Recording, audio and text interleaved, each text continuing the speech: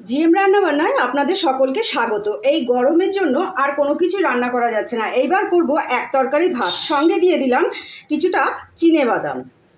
কাঁচা চিনেবাদামকে ভালো করে একটু ভাজা করে নেব। গ্যাসের ফ্লেম কিন্তু লো রাখতে হবে, লো না রাখলে পরে কিন্তু বাদামগুলো পুড়ে যেতে পারে।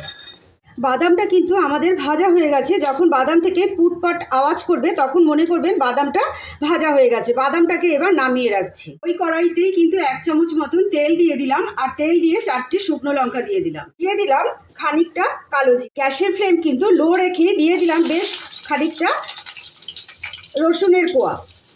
সবগুলোকে ভালো করে নাড়াচাড়া করে নিতে হবে। দুখানা পেঁয়াজ কুচিয়ে নিয়েছিলাম, পেঁয়াজগুলোও আমি দিয়ে দিলাম। এইগুলোকেও বেশ নরম নরম করে ভাজা করে নিতে হবে। আজ করছি বাদাম ভর্তা, চিনেবাদাম ভর্তা।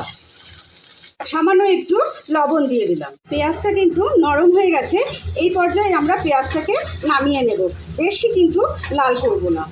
এবার পেঁয়াজটা ঠান্ডা করে মিক্সিতে দিয়ে দেব, আর কেউ হলে শিলপাটাতেও বাটতে পারেন। বাদামগুলো মিক্সিতে দিয়ে দিলাম। আপনাদের ইচ্ছে করলে আপনারা খোসাটা ছাড়াতে পারেন, আমি খোসাটা ছাড়ালাম না।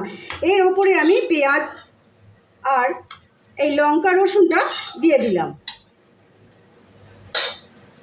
তার উপরে আরও 4টে কাঁচা লঙ্কা দিয়ে দিলাম। আমি পেঁয়াজ ভাজার সময় কিন্তু লবণ দিয়েছিলাম।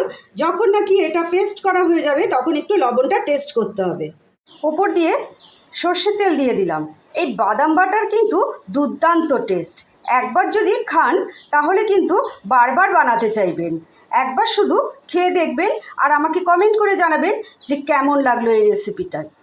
এইরকম নতুন নতুন রেসিপি দেখতে হলে এই চ্যানেলটিকে কিন্তু অবশ্যই সাবস্ক্রাইব করতে হবে। যদি ভালো লাগে তাহলে কমেন্ট করে আমাকে অবশ্যই জানাবেন।